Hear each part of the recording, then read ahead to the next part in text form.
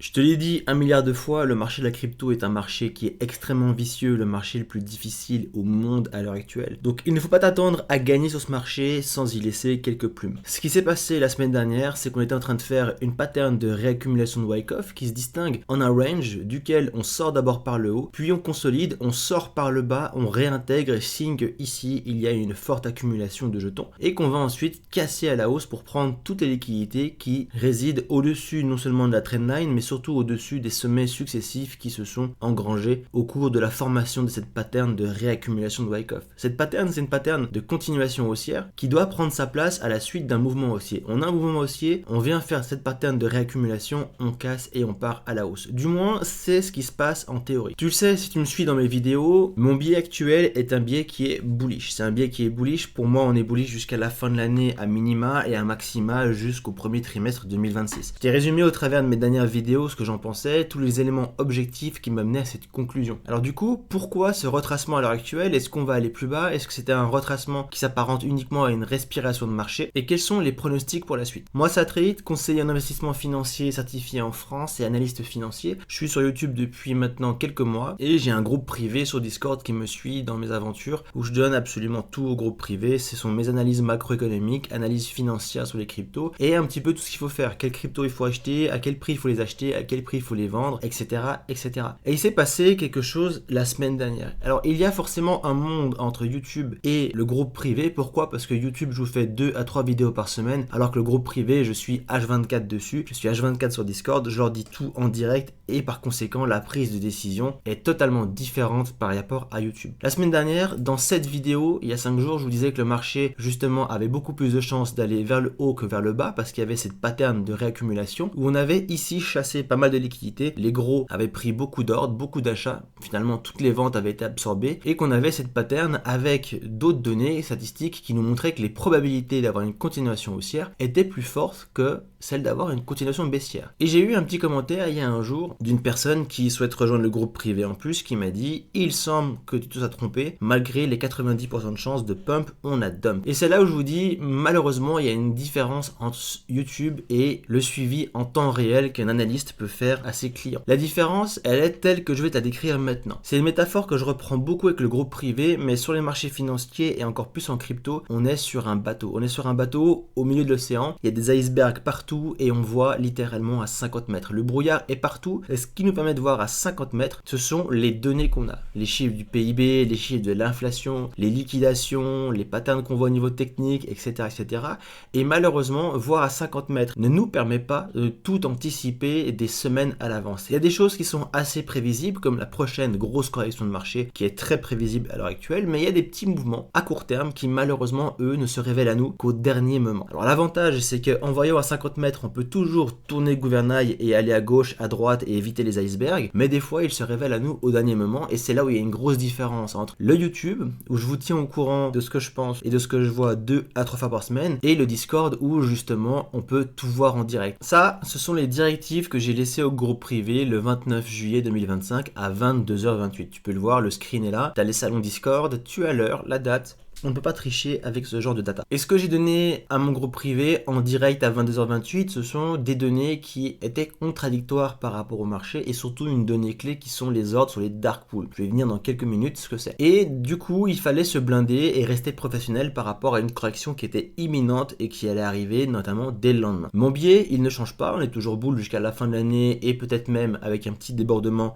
au Q1 2026. Mais l'avantage, c'est de se dire, ok, on sécurise des positions, on sécurise des gains qui étaient conséquents sur pas mal de nos cryptos, qui sont ici floutés, pour pouvoir prendre position plus bas et du coup optimiser les positions. Optimiser les positions et surtout faire quelque chose qui pour moi est hyper important au travers du groupe privé, c'est-à-dire surperformer le marché. Comment est-ce qu'on surperforme le marché? En quelques mots, on achète un actif, on le vend haut et on le rachète plus bas. Ça peut être à moins 5%, ça peut être à moins 10%, moins 20%, peu importe. Dès le moment où vous arrivez à prendre des bénéfices et réinvestir le bénéfice et le capital initial sur la même crypto à un prix plus bas, vous surperformez le cours de cette crypto. Et c'est ça qu'il faut faire quand on est professionnel. Se sécuriser, toujours préférer louper des gains pour ne pas prendre des pertes et surperformer un actif. Et c'est exactement ce que j'ai donné comme possibilité. Et pour ceux qui ne préféraient ne pas jouer scénario, rester sur les positions, encaisser le mouvement correctif, pendant quelques jours, possiblement quelques semaines maximum, et ensuite repartir de plus haut et retrouver les gains qui étaient les leurs il y a à peine quelques jours, quelques heures, quelques semaines. Donc on est pas mal à avoir joué ce premier scénario. Tu peux le voir, 29 du 7 à 22h28, je te le montre, c'était où? C'était juste ici, dans ce rond vert, juste là. On a eu ensuite, dès le lendemain, la première correction qui a été ensuite ravalée, où j'expliquais ici que c'était un biais psychologique pour que les gens rachètent, mais qu'ici on avait ce fameux mur au niveau des dark pools, je vais y revenir dans quelques minutes, et il s'est passé ce qui s'est passé, on a eu la correction qui était violente. À partir d'ici, on est retourné baissier, on est retourné dans le bas de canal que j'ai dessiné juste là, avec à l'heure actuelle une question qui se pose. La question c'est, a-t-on trouvé le bottom ici, et est-on en train justement de retracer pour venir casser ce canal à la hausse, ou alors est-on simplement sur un petit retracement avec une continuation baissière? Ça, de nouveau, j'ai donné les indications aux membres privés. Forcément, ces gens payent pour avoir toutes les indications. Je peux pas donner le fruit de mon travail gratuitement sur YouTube. Maintenant, je te donne mon avis. Pour moi, on est sur une correction qui peut être encore plus ou moins profonde, mais le biais d'ici la fin de l'année ne change pas. Pour moi, on n'est pas venu faire un atterrage de cycle ici sur le Bitcoin, y compris sur les altcoins. En tout cas, les bonnes altcoins sur lesquelles il faut être positionné. Donc ça, c'est un élément important. Je trouve très important de te montrer à toi qui n'es pas encore dans le groupe privé le résultat de mon travail, parce que c'est justement le résultat dont je te parle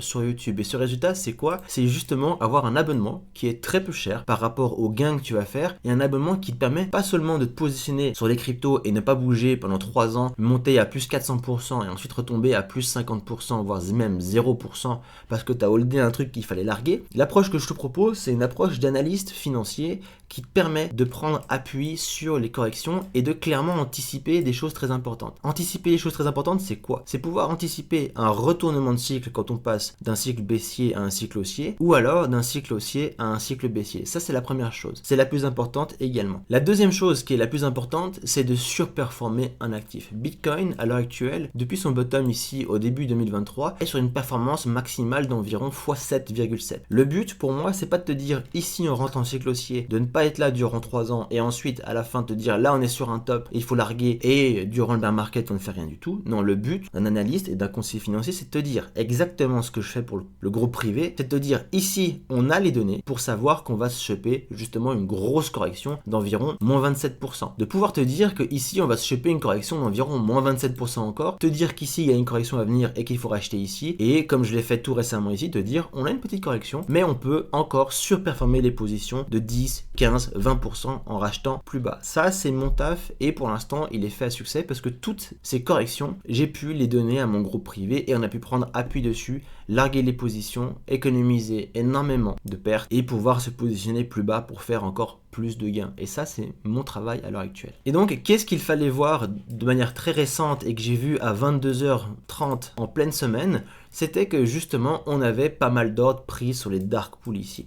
Alors, c'est pas des datas que je vais vous montrer de manière claire, nette, précise sur YouTube, mais en gros, les dark pools, qu'est-ce que ce sont? Les dark pools sont des places financières sur lesquelles des très grosses institutions peuvent échanger des ordres en milliards de dollars sans que ça passe par les carnets d'ordre publics. Donc, vous ne verrez jamais ces ordres sur des CoinLight, sur des sites publics sur lesquels vous pouvez aller observer différentes métriques, notamment des carnets d'ordre. Vous ne pourrez jamais le voir. Jamais. Ce sont des places financières privées, il faut savoir comment les trouver et y avoir accès. Et du coup, c'est totalement légal et ça permet aux grosses institutions d'échanger pour des milliards et des milliards de dollars sans que ce soit publiquement visible. Légalement, ces entreprises ont 24 heures pour reporter leurs transactions et donc tu peux avoir 24 heures plus tard l'information que justement il y a des niveaux clés d'accumulation à la hausse ou d'accumulation à la baisse. Et ce qu'on a pu voir sur les dark pools, c'est que à partir d'ici, je l'ai vu à 22h30 justement le 29 juillet, on avait une accumulation énormissime sur ces deux niveaux entre les 118 700 $ et les 119 200 $. Et cette accumulation avait commencé ici sur cette mèche. Donc le problème des dark pools, c'est qu'on ne peut pas voir si ce sont des accumulations à la hausse ou à la baisse. Tout ce qu'on peut voir, c'est effectivement les niveaux clés sur lesquels il y a énormément de positions qui s'ouvrent. Par contre, pouvoir apprécier que c'est justement sur ces niveaux-là qu'on a eu ces ouvertures d'ordre sur les dark pools et que ça a donné lieu à des niveaux de rejet, c'est là où on peut interpréter l'accumulation comme étant une accumulation à la hausse ou à la baisse. Et ici, c'était clairement une accumulation à la baisse. Et on l'a revu, sur ce mouvement de retracement, on est venu nourrir simplement plus d'ordre. Et ici, encore plus d'ordre, signe que la chute allait être plus ou moins puissante. Et c'est exactement ce qu'on a eu plus bas. Cette métrique-là, il y avait encore encore d'autres données qui corroboraient que justement on allait être baissier, et une de ces données c'était le taux de PIB. Le taux de PIB, on l'a eu pour le deuxième trimestre 2025, et tout le monde a crié à un PIB qui était super élevé. C'était génial parce qu'on avait un PIB aux States qui a été publié pour 3 points. En réalité, la question qu'il faut se poser, c'est qu'est-ce qu'il y a derrière ce qu'on nous montre. On nous montre une vérité et il faut aller un peu plus loin, creuser la curiosité pour voir ce qui se cache derrière. Et en fait, ce qui se cachait derrière, c'était quelque chose qui était vraiment pas top. Ce qui était pas top, quand on compare par rapport au PIB de 2021, ce sont deux éléments clés qui ont expliqué le changement entre moins 0,1 au premier trimestre 2025 et 3% au deuxième trimestre. Quand on regarde au premier trimestre, on a quelque chose qui était hyper important pour l'économie, ce sont les investissements et surtout la dépense des consommateurs qui était positif. Q2, les dépenses des consommateurs baissent et les investissements passent dans le rouge. Ce qui a changé entre le Q1 et le Q2, ce sont les niveaux d'importation et les niveaux d'exportation. Au premier trimestre, on a eu énormément d'importation et très peu d'exportation. Pourquoi? Tout simplement parce qu'il y avait la peur des tarifs de Trump. Trump avait menacé tout le monde de mettre des tarifs en vigueur et donc toutes les entreprises ont commencé à importer énormément de Chine pour faire des stocks et des inventaires. Je pense que tu as vu même sur les réseaux ces fameuses images où Apple avait carrément commandé des avions entiers avec des cargaisons d'iPhone dedans pour justement avoir des stocks au cas où les tarifs entraient en vigueur pour pouvoir continuer à faire les mêmes prix à leurs consommateurs. Donc la différence entre le Q1 et le Q2, c'est qu'au Q2 on a eu beaucoup d'exportations. Mais ce qu'on aimerait voir pour la consommation américaine, ce sont justement des chiffres d'investissement et de consommation qui augmentent. Ici, tu peux le voir encore plus, on a différentes couleurs qui te montrent justement les exportations, la dépense des consommateurs, etc. etc. Et ce qui est très intéressant, c'est qu'on voit en Q1 qu'on a eu justement énormément d'importations par rapport aux inventaires des entreprises. Et qu'au Q2, ces inventaires sont à l'heure actuelle en baisse et sont consommés. Qu'est-ce que ça veut dire? Ça veut dire que pour l'instant, l'inflation est potentiellement restée basse parce que les prix ont pu ne pas changer grâce aux inventaires faits au Q1. Dites-vous une chose. Vous avez un monde dans lequel vous commandez énormément de matières premières avant qu'elles soient imposées de ces droits de douane de Trump. Vous avez commandé toutes ces matières premières, tous ces objets semi-finis ou même finis, comme les iPhones que commande Apple par exemple depuis la Chine directement. Vous avez tout ça en stock sans problème, non imposé. Vous pouvez les vendre au même prix qu'avant, même si les tarifs entrent en vigueur. Ça c'est hyper important. Par contre, si les tarifs entrent en vigueur et que vous avez les inventaires qui diminuent, vous allez arriver à un moment donné où les inventaires, vous n'en avez plus. Vous devez recommander. Et comme vous allez recommander notamment des iPhones en Chine, ces commandes vont être imposées du tarif douanier. Et c'est à partir de là qu'on pourrait avoir justement une augmentation de l'inflation parce que les inventaires sont arrivés à zéro. Et quand on prend en compte justement ces données qui composent à elles toutes le PIB et qu'on compare justement le vrai PIB, c'est-à-dire la vraie croissance année après année du PIB par rapport aux années précédentes, on se rend compte que Q1 et Q2 2025 sont au même niveau, 2%. Et que quand on compare avec tous les PIB derniers, Q1 et Q2 2025 sont les pires trimestres au niveau de l'évolution du PIB depuis 10 trimestres d'affilée. On prend le dernier, on calcule, 1, 2, 3, 4, 5, 6, 7, 8, 9, 10e. Il n'y a que le 10e ici, Q4 2022, c'est-à-dire le dernier trimestre du bear market qui était pire. Depuis le début du bull run, on n'a jamais eu des évolutions du PIB pires que depuis début 2025. Donc les chiffres en réalité sont pas extrêmement bons. C'est là où il faut être très curieux en finance et aller vraiment au-delà de ce qu'on vous montre. Ce qu'on vous montre, et je le dis toujours, ce que vous montre le marché ici au niveau du prix, ce que vous montre le marché d'après les données, c'est comme un numéro de magicien. Vous avez le magicien qui parle très fort et qui vous montre d'une main un objet. Et vous le savez, c'est jamais là qu'il faut regarder. Là où il faut regarder, c'est dans l'autre main. Et ce qui se passe dans l'autre main par rapport à ça, ce sont les chiffres derrière les chiffres. Comment sont calculés ces chiffres-là? Comment sont calculés les chiffres de l'inflation? Je vous ferai une vidéo la prochaine fois pour vous expliquer pourquoi les derniers chiffres d'inflation également sont mensongers. Il faut regarder un petit peu ça pour comprendre comment est-ce que malgré des bons chiffres, et ce que tout le monde voit comme étant des bons chiffres, on a ça droit derrière. Et ce numéro de magicien, ça vaut également pour ça. Et c'est pour ça que je vous dis que justement, prendre le prix d'abord, c'est une mauvaise chose. Vous avez énormément de youtubeurs, d'influenceurs, crypto, finance, peu importe, qui ne font que des vidéos d'analyse technique, en vous disant que le price action va vous montrer absolument tout ce qu'il faut voir. La réalité, c'est que non, justement pas. Le price action, l'analyse technique, c'est la dernière chose qu'il faut prendre. Ce qu'il faut prendre avant, c'est l'analyse fondamentale, la macroéconomie et surtout l'analyse financière. Pourquoi? Parce que la macroéconomie va dicter justement ce qui va se passer par rapport au prix. La macroéconomie va vous dire, ok, on est bull ou on est bear, et le prix va réagir en conséquence. Jusque-là, pas trop d'argumentation. Je pense que l'histoire l'a largement démontré. Il y a encore des gens qui disent que la macro ne sert à rien. On en voit sur YouTube. Ben les gars, vous pouvez aller vous rhabiller parce que justement la macro dicte tout. Ensuite, une fois que vous avez passé la macro, vous avez le choix. Ok, on est boule, mais quel actif vais-je acheter? Pour les sociétés cotées, est-ce que je vais acheter du Apple? Est-ce que je vais acheter du Microsoft? Est-ce que je vais acheter du Taiwan Semi-Electronics? Pour les cryptos, c'est la même chose. Est-ce que je vais acheter du BNB? Est-ce que je vais acheter du Solana ou des cryptos mid-cap, etc., etc. Et c'est là que l'analyse fondamentale et financière doit intervenir avant l'analyse graphique. Pourquoi? Parce que ce qu'on veut en tant qu'investisseur, et ça je le répète toujours à mon groupe privé, et ça sera dans la formation, on veut acheter des actifs qui sont sous-évalués. Et comment est-ce qu'on peut savoir si un actif est sous-évalué? On ne peut pas le savoir d'après le graphique. Il faut les données financières. Quels sont les chiffres, la compta, les entrées, les sorties, les mouvements de cash flow? Comment est-ce qu'une crypto dépense son argent? Parce que vous avez des cryptos qui gagnent plus d'argent au niveau des fees, mais qui dépensent aussi énormément plus, qui n'ont pas une bonne gestion de leur trésorerie. Et donc vous devez creuser et aller dans ces chiffres pour déterminer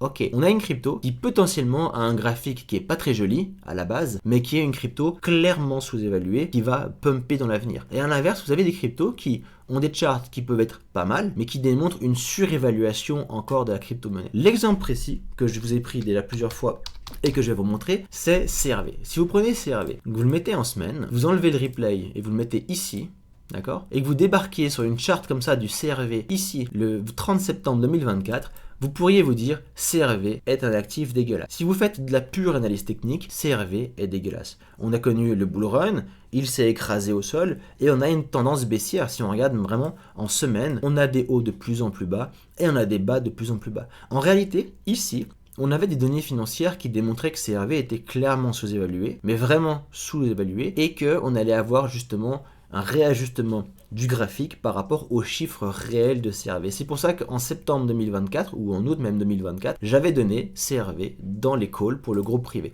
Ce qui s'est passé ensuite, c'est que forcément l'actif connaît quoi? Une petite période de consolidation parce qu'on ne sait jamais quand est-ce qu'un actif va pumper, mais une fois que ça arrive, on a forcément la réalité qui se met en place. Et la réalité, c'est un rattrapage, et sur CRV, ce rattrapage, on l'a connu avec un rattrapage qui équivalait à 1 x 5. Et donc c'est là où il faut être vraiment sérieux et où il faut faire d'abord tout le travail qu'il y a avant. L'analyse technique vient à la fin. Elle est importante, certes, mais elle vient à la fin. Ok? Voilà, moi je m'arrête là pour aujourd'hui. C'était une petite vidéo de récap. On se voit mercredi pour une prochaine vidéo sur les chiffres de l'inflation et pourquoi l'inflation actuellement est mensongère. C'était à trade. Bonne journée. Bye bye.